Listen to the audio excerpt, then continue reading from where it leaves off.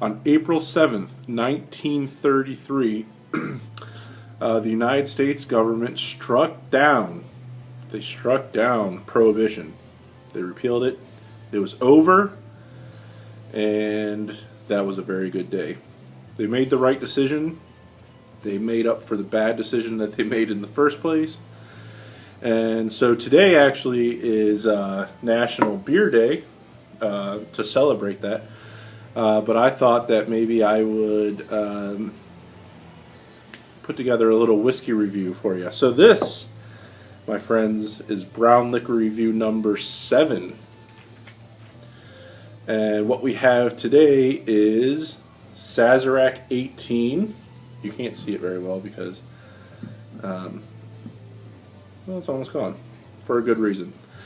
This is at 45% or 90 proof. This is a part of the famed, the glorious, the completely and utterly hyped Buffalo Antique Collection. And so I wanted to share this with you because, as you can see, there's not much left. And this one is actually from 2013. This was one of my very first whiskeys that I ever scored that was really hard to get. I just happened to show up at the right time, and my guy was like, "Hey, we got Sazerac 18," and I was like, "I'll take it." And so I did, and I'm glad I did. Sazerac 18 is a Kentucky straight rye whiskey, which means that it has to be made up of at least 51% rye in the mash bill. The rest of it is corn and probably barley. And so this one's from 2013, just like I said. I opened it on Christmas Day of 2013, and I still have this much left. One point of this vlog today is just to briefly talk about why it's important to, if you're going to open it and you're going to hold on to it as long as I have, is to use you can get them for wine, but the carbon dioxide that you shoot into the bottle, and then that creates an airproof seal so that the air doesn't mess with the juice. I did not do that, and I will admit that this is a little bit flat right now. So that's another reason why I wanted to go ahead and review it and tell you all a little bit about it. So with that said, it's a little flat. When I first opened it, it was a little bit, a little bit sharper, but it's still an excellent whiskey. And so without further ado, we'll do the nose. This is one of the ones where if you want to sit around all night just nosing a whiskey, if you are so patient in doing so, then this is the one that you might want to try it with. Some of the notes that I have down are there's a heavy oak presence. We're talking about an 18-year-old rye whiskey that has been aging in newly charred white American oak barrels. Okay, so there's going to be a big wood component to it. I would even say that this is an oak bomb, as I just heard on another review. So it starts off with wood polish, kind of like a wood lacquer, old furniture kind of a smell. Okay, but there's also a lot of other nice things going on, especially with the rye spices. It's kind of taken on a different kind of smell compared to younger ryes, but you still have that orange reduction, like a very intense citrus note that's been reduced down.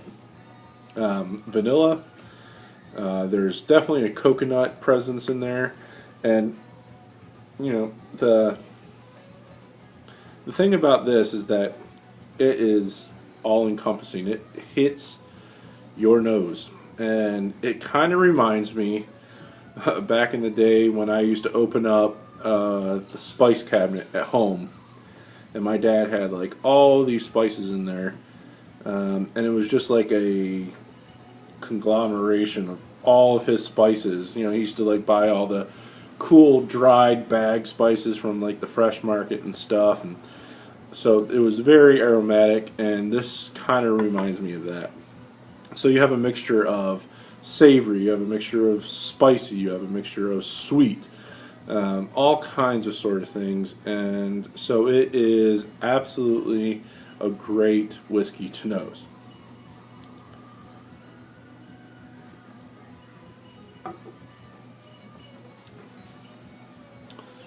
On the sip, you still get that a lot of rye spice.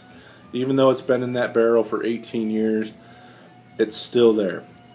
Really nice, peppery, really, really delicious. The oak has taken over a little bit. There's a lot of wood grip. It's very dry. It's extremely dry. But you get notes of juicy fruit gum, and I know I've already said that in other reviews, and that reminds me to go buy a pack of juicy fruit gum, because if it tastes like this, then sign me up. There's also a really strong mint flavor in here, and it's nice and round, but still has that nice rye punch. Very, very nice. On the finish, it's like old leather. Like, can you imagine just like taking a baseball glove and like inhaling? You can still get that leather taste, okay? And there's also a butterscotch finish. It's extremely good. I can go on and on and on, but I'm not going to. I'm going to keep this one fairly short. Overall, rye whiskeys tend to be a little bit one-dimensional, but very articulate in the same way. One of the best noses in whiskey, no doubt. Extremely good. This one is an oak bomb. So once again, for you guys who don't like a ton of oak in your whiskey, this might be a little bit off-putting to you.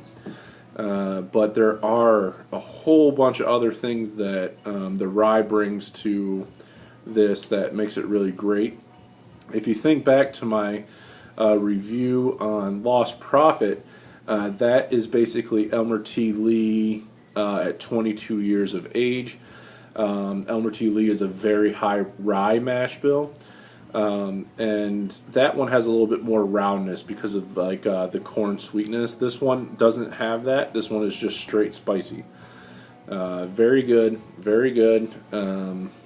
But to be honest with you, I would almost rather have a bourbon at this age rather than a rye.